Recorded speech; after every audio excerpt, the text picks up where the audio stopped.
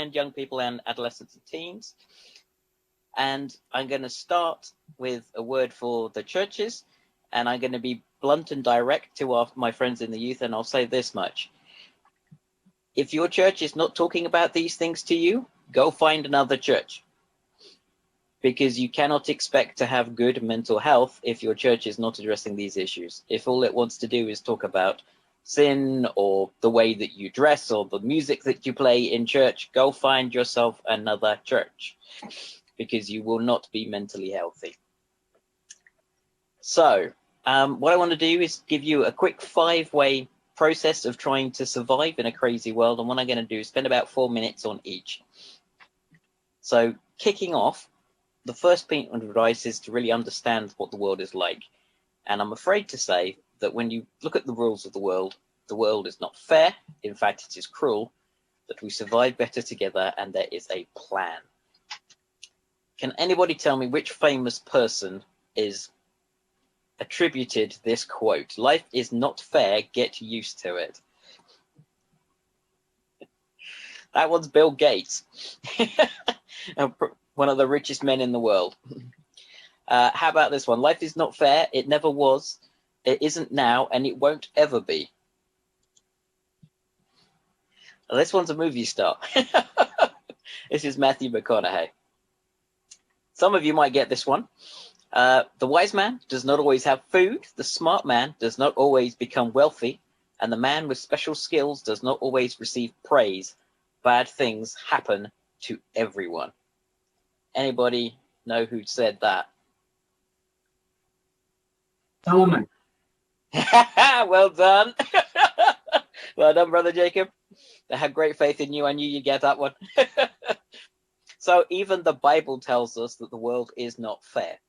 And so one of the important things when it comes to looking at mental health is don't expect the world to owe you anything, because it doesn't. And left to its own devices, it will eat you up. And in fact, I actually typed into Google just yesterday, the rich get richer and the poor get poorer, and I came up with a scientific journal proving just that, looking at 30 countries around the world. And if you want to just stay within your own country and look in the US, we know that people from different racial and ethnic backgrounds have different access to healthcare. And death rates are higher in some cases in Filipinos than in other things. So the world is not a fair place, unfortunately. But the science does say that we can get through stressful situations better if we do it together. So this was a report of a scientific study where they took a bunch of students and they split them into 2 groups. Half of the group, they sent them off in pairs and said, basically, you've got 10 minutes to prepare a presentation on anything you like, but you can talk about it in pairs and discuss not what you're going to do, but what you're worried about. And they gave them a bit of time to talk about it, and then they sent them off. And what they did was they measured the level of their stress hormones in their saliva. And they found that the people who had someone to talk to had half the level of stress hormones compared to the people who did it on their own. So when they talk about a problem shared is a problem halved, it's actually true. So we have to ask the question, is there a plan? Well, this is Richard Dawkins, the famous evolutionary biologist and general God-hater. This is also the side of a London bus. A few years ago in England, the Humanistic Society of the UK put posters up on a load of buses and drove around with a sign saying, there's probably no God, now stop worrying and enjoy your life. So you can have that as your plan for life, but bearing in mind that a billionaire and a film star has told you that life is not fair and it's pretty awful, you might want to invest in a different life insurance plan.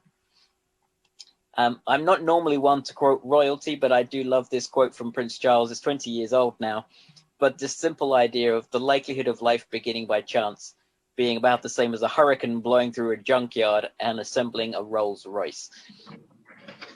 When you think about life, even as crazy as it is, there is so much in the natural world which suggests there is a plan. And so you have to try and find out what that plan is. And certainly from a Christian point of view, God says that he does have plans for us to give us hope and a future. But how does that happen? And is God fair in the way he does things? Well, actually, no, he's not. Because if God was fair in the way that he treated us, we'd all be dead. So even God is not fair in the world. and he's unfair to himself in order to help us according to what Christianity says. And so now that I've depressed you all by telling you that the world is terrible, we're going to take another reality check in terms of our personal lives, because sometimes the way that we think about things isn't the way that they actually are. And one of the things that I often hear from patients when they come in to see me in clinic is things like this: I'm on my own, nobody gets me, I'm useless, I'm worthless. And all of these are what we call in psychology unhelpful thinking styles. And often it's things like this first picture where it says all or nothing. We often shade things as either black or white. Either everything is terrible or everything is wonderful, and there's nothing that shades in between. And when we're feeling anxious or depressed, we tend to interpret anything that happens to us in one way or another. So it might be that your car broke down, they didn't have the food you wanted for dinner in the store, and when you came back, you found a small hole in your pocket. And each of those things will be equally catastrophic to you, despite the fact that you can sew up a hole, you can go get the food from somewhere else, and you can get your car repaired. Some of the other things, the labeling I've already talked about, we tend to label ourselves and say how terrible we are. We tend to jump to conclusions, and we personalize things that actually aren't anything to do with us. Now, all these are very unhelpful ways of thinking. That one of the aspects of talking therapies is to try and undo some of this to get you back to a realistic view of yourself. But the reality is, if you do struggle, you're not on your own. This is data from the US, and you can see that as children grow in this modern world, their chances of developing mental health problems increase, to the extent where 1 in 10 young people of the age of 12 to 17 have anxiety at a level that would require treatment. So this is all grading in terms of clinical diagnosis. When it comes down to bullying, this is also from the US, you get to a stage where looking at 10 to 18-year-olds, 1 in 4 say that they have been cyberbullied. And that's staggering when you think about it, 1 in 4. And worse than that, nearly 10% say that they've bullied other people online. Not good. This is data from the UK, which I include because it has a pretty picture. The data from the US is basically the same. But by the time you get to be 18 or 19 years old, your chances of having been bullied online are sky high. Very, very high numbers of people having to face things which actually, even I grew up in an age where the internet didn't exist. I'm that old. But these things have come on very, very fast, and so have the problems with it. This, again, is another US study. 20%, so 1 in 5 young people who have been seriously bullied think about killing themselves.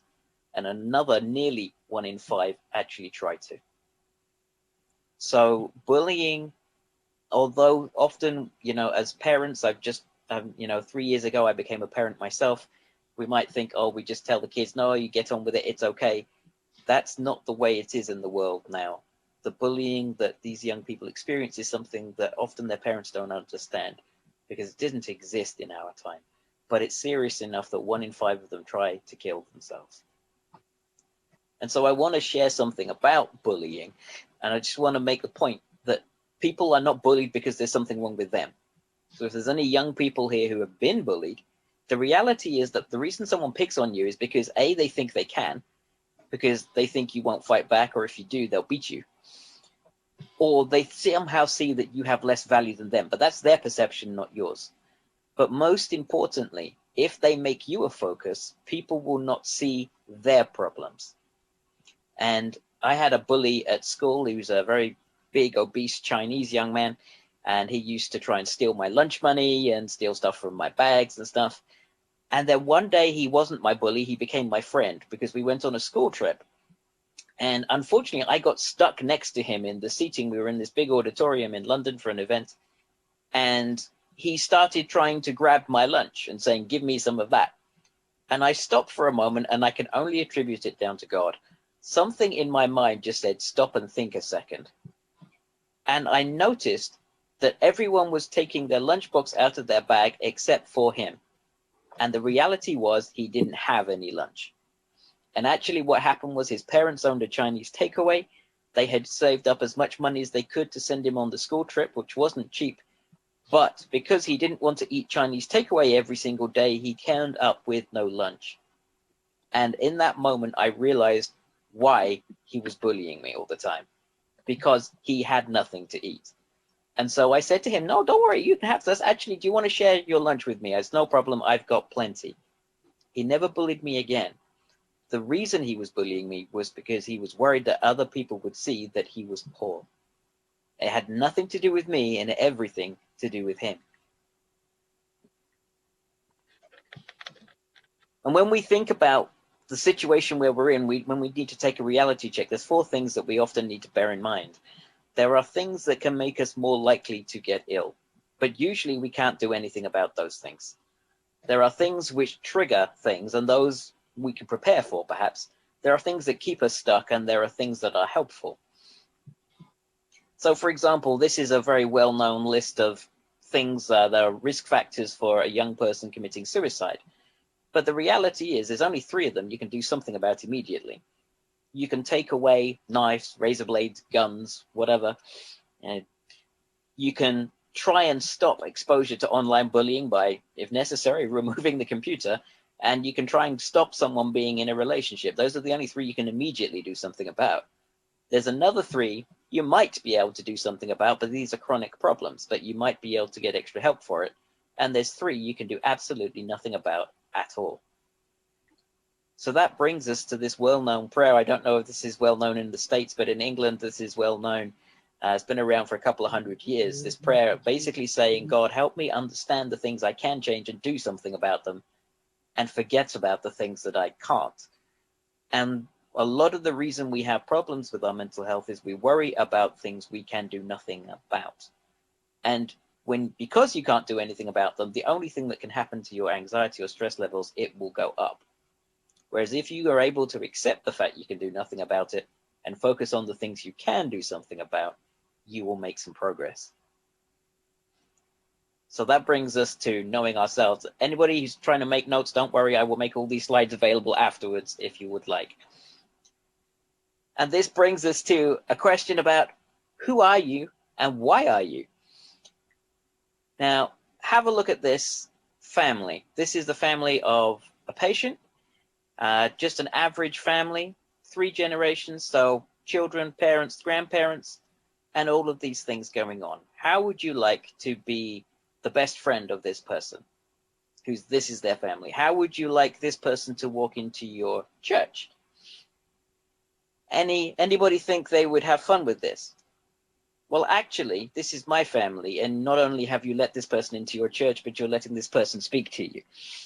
So the reality is I'm nothing special, but we all have a backstory of an awful lot of complicated things. As you can see, there's been 4 murders in my family. We've had kidnappings. We've had all sorts. The reality is the world is a very complicated and messy place. And if you ever want to hear the story of how I've just about survived all of that stuff, you can invite me back another time. But the reality is, we know that things that happen to us affect our children. Now, there's a Bible verse which used to cause contention with people, which says that God visits the sins onto the 3rd and 4th generations of people who hate him, but shows love to 1,000 generations of those who love him. And it always used to seem unfair, the idea that the Bible was saying that God punishes you for something your grandparents did. But actually, the Bible wasn't saying that God punishes you. He was saying that the effects of these things go for 3 generations. And only in the last few years do we know exactly how true that is. Because what they found is looking at survivors of Holocaust victims and people who've survived tremendous stress in war zone countries, is that what they do for 3 generations down the line, they're able to put a tag onto their DNA, which when passed down to their children says, you need more of whatever is tagged. And so what happens is the children of people who've survived traumatic experiences have higher stress hormone levels than other people. Because effectively what your body is saying to your kids who aren't even born yet is the world is a stressful place, you need to be ready for it.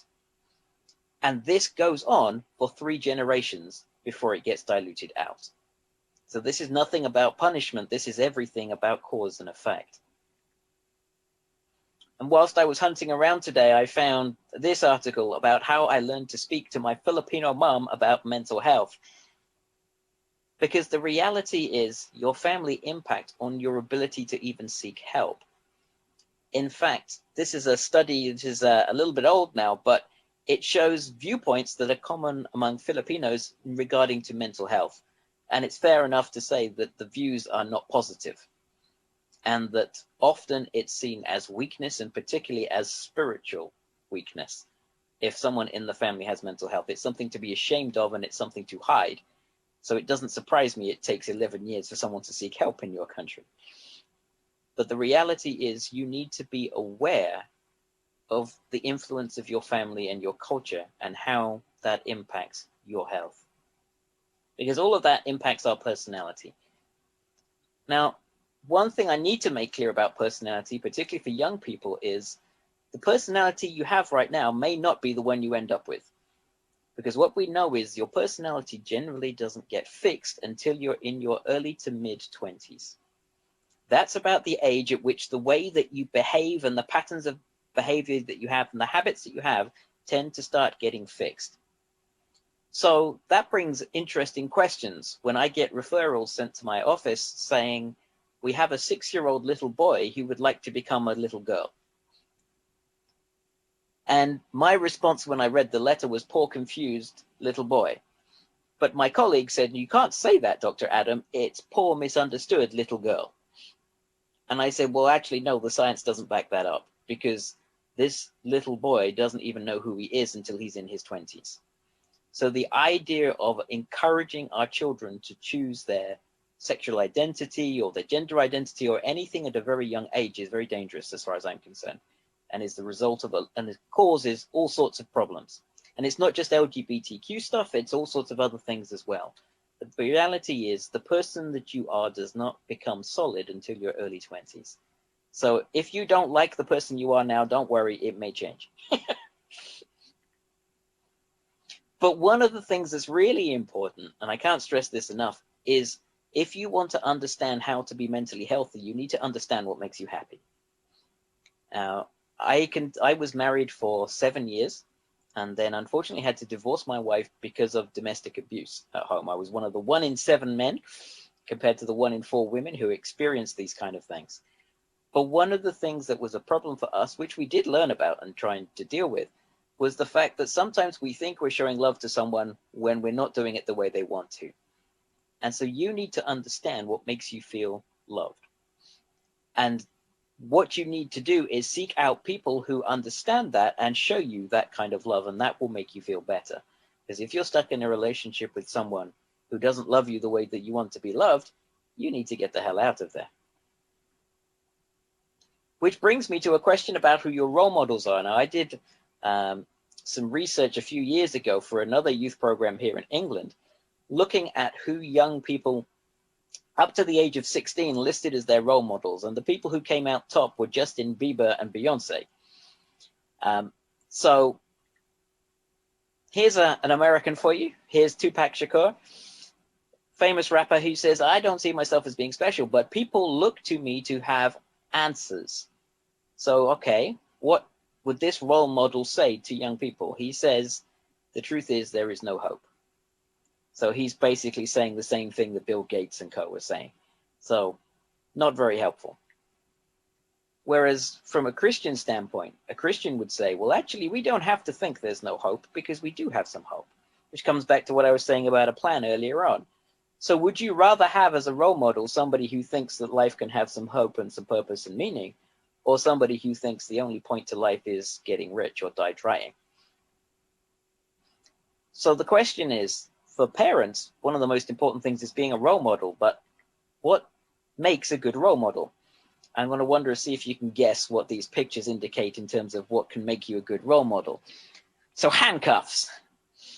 The handcuff test for a role model basically is someone who's close to you, somebody who might get stuck to you, who might be part of your life, not somebody that you see on screen and you have no idea what goes on in their private life or their personal life, but someone who's involved in your life and someone who would pass the handcuff test, that if you got handcuffed by the police and taken off down to the jail, they wouldn't talk about how bad a person you are. They'd come down and get you out of jail and then talk to you about how the hell you got there in the first place and what to do about it. So the handcuff test. This one's fairly obvious. You basically want someone who pays attention to you when you're talking. And they always say you have 2 ears and 1 mouth, so you should listen twice as much as you speak.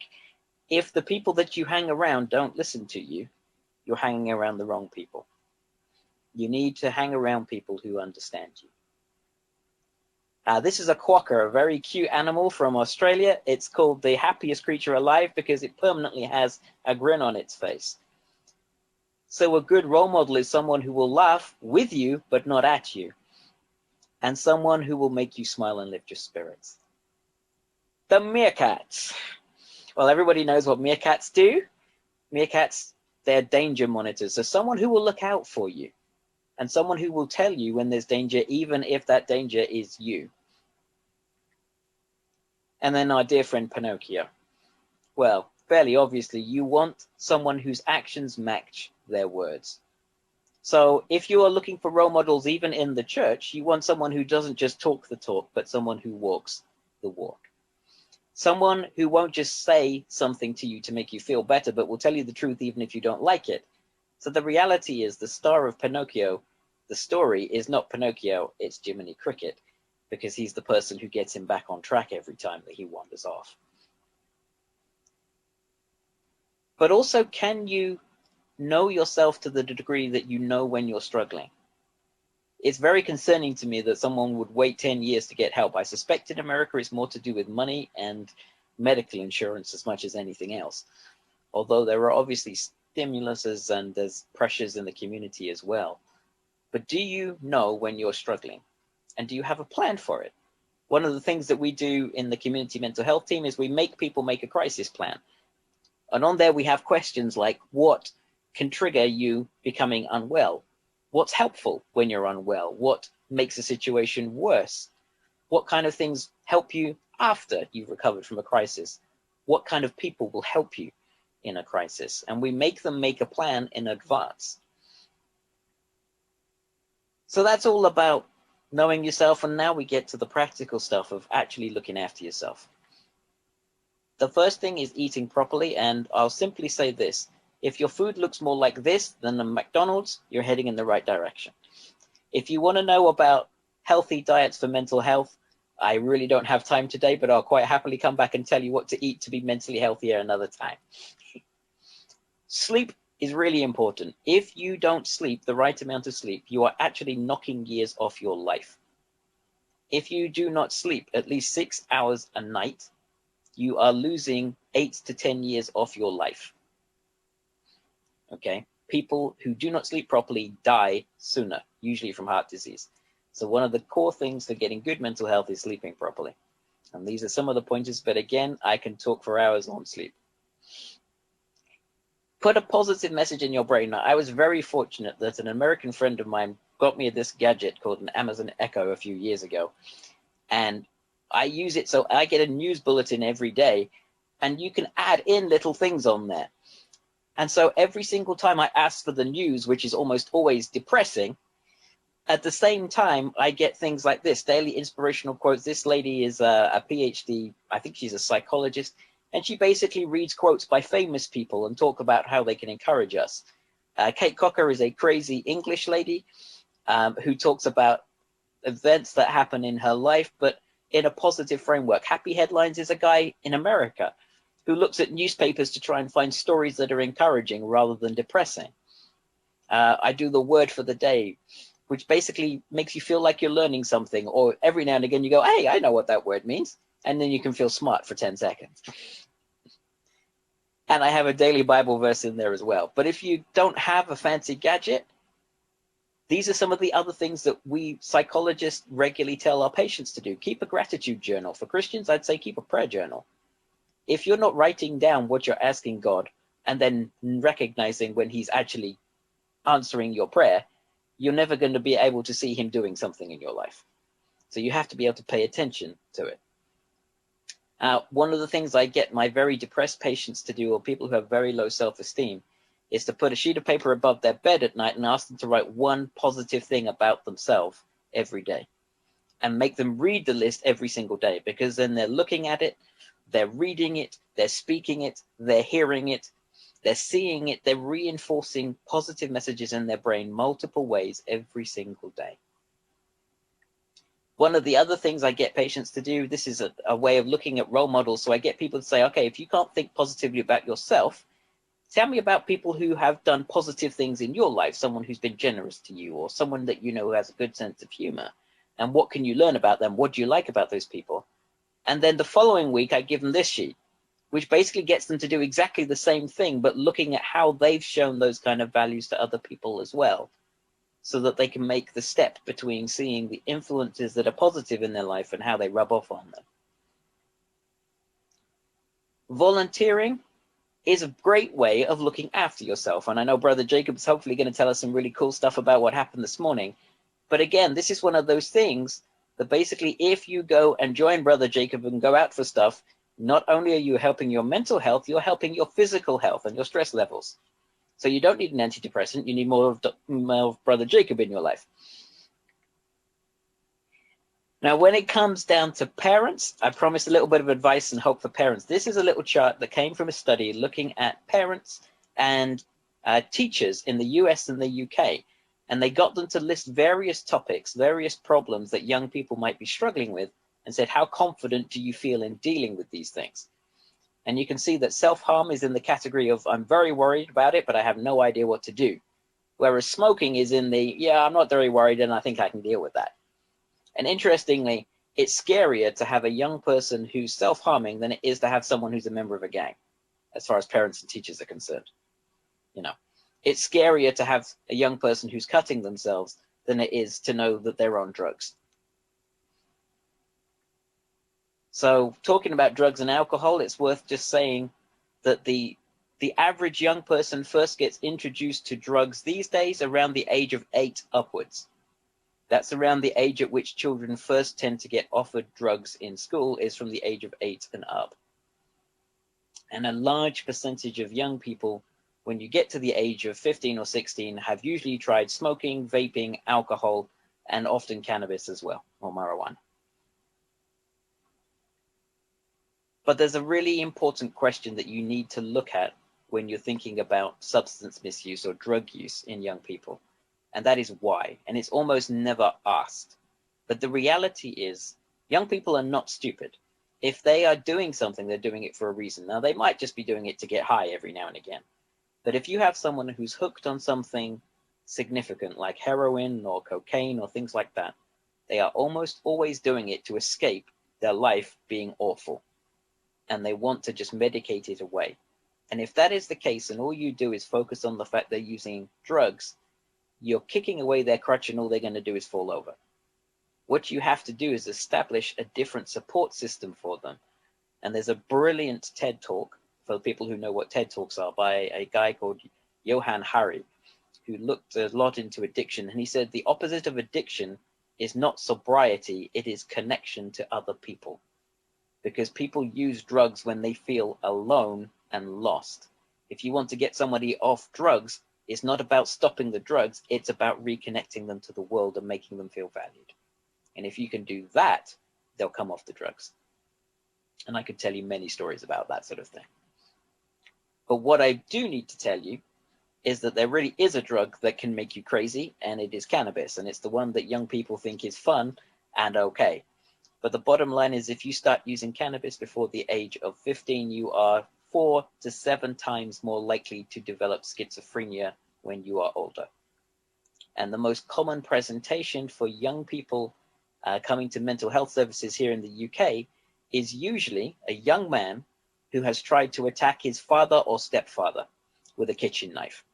Because what tends to happen is, if you smoke cannabis on a regular basis every day, particularly if you smoke it heavily, you become stressed and psychotic and paranoid, and you normally go after the one who seems the most threatening in your household, which is usually your father or your stepfather. So when it comes to cutting, here's some fun stats to add to the collection we had earlier. Quite a few young people basically self-harm, all sorts of different ways. One important point I want to stress to the parents is 90% of young people who cut themselves when they are young will not carry on doing it for the rest of their life. It doesn't mean it's a phase. But as they get older, if they get the right support, they learn how to cope with things in a different way. And so they will find other ways of coping. That young people who are self-harming, it's not a cry for attention. It's someone who's really struggling and needs help. Because often what happens is they put this message out to the world. Now do me a favor, just look at that upside down. Because what they're really saying is save me. They will say to the world, I'm fine, but they will not say to you, save me, unless you get close enough to them to really get to understand and know them, because they don't trust you. And the reality is that young people self-harm for all sorts of different reasons. But usually, it's not about getting attention from other people. It's about having some tiny sense of self-control over stuff that's happening in their life. So you might have a young person whose parents are divorcing. They're getting bullied at school. They don't feel good about themselves. They're overweight. They may have other issues going on. And the only thing that they can control in their life is pain by self-harming. And it gives them an element over which they can have some control. It's a very similar thing with eating disorders. So it's important to realize that a young person who's self-harming is almost never trying to get attention. So the question I always get asked is, well, how do you know? Well, the first thing is, if you're asking a doctor, how do I know if my child's unwell? You don't know your child. So you need to have you need to get to the stage of having conversations with your children where they can talk to you about anything. Because if you need to go to a professional and say, how do I know when my child is struggling? My first response will be, go back home, spend time with your child and get to know them. But if you want pointers, often it's the people who are wearing long sleeves in summer. When you're coming into spring and nice days, if you see young people insisting on wearing sweaters and stuff all the time, they may well be hiding scars. But usually it's just the people who stay back and they're out the way. Young children who are bullied are 5 times more likely to start self-harming. People who have eating disorders, the way that they make themselves throw up is a form of self-harm. So, hopefully I haven't depressed you too much at this point. We get to the last point. This is a guy who I believe hangs out in Central Park. Every Sunday he goes down to the park and sets up a bench and basically says, I'll talk to anybody about anything. Now, I can't vouch for how sane he is, but I like his idea that we need someone to talk to. Now, I don't know how many of you who are couples, whether this is your experience.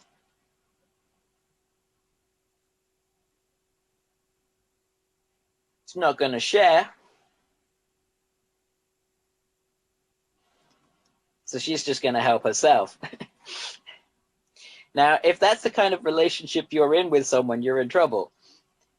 Now, there's a quote that we have in the UK, and I'll just let you take that in for a moment.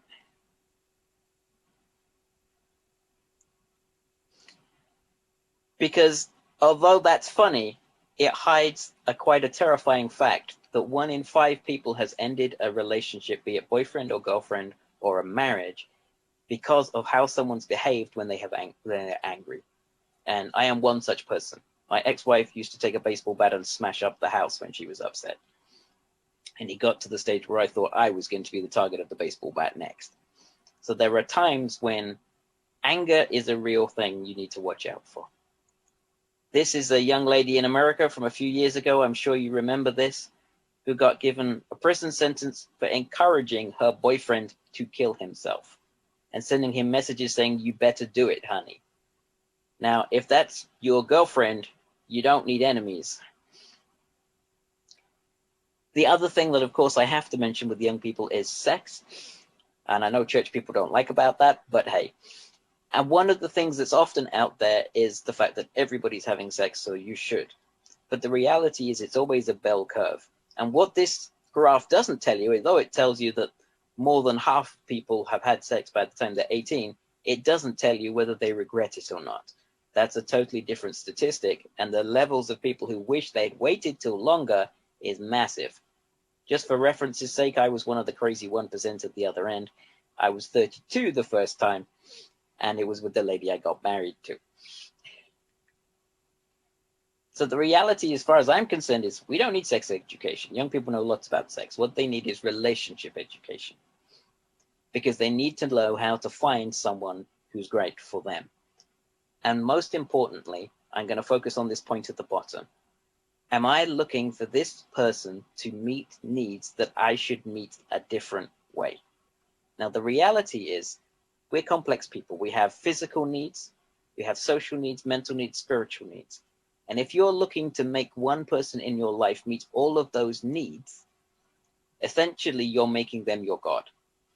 And your entire happiness is dependent on the way that that person reacts to you. And the only person who you can really trust to do that is God, because he's the only person who can meet all those needs in one person. So the reality is, when we're looking for a partner, we have to be a whole person first and not look to plug a hole with someone else. Now, I could talk forever and a day, but I'm aware there's a lot going on, so I'm going to simply say, are there any questions? And what I will do is I'll give you a quick flash of some sources of help. These are some mental health apps which I would recommend in the States, which are very good. And songs for your mainstream friends who perhaps aren't interested in hearing gospel songs. And a few good Christian songs I would recommend as well. And if you ever want Bible verses, I have a poster full of Bible verses too. So if anybody has any questions, please let me know. If not, I will shut up.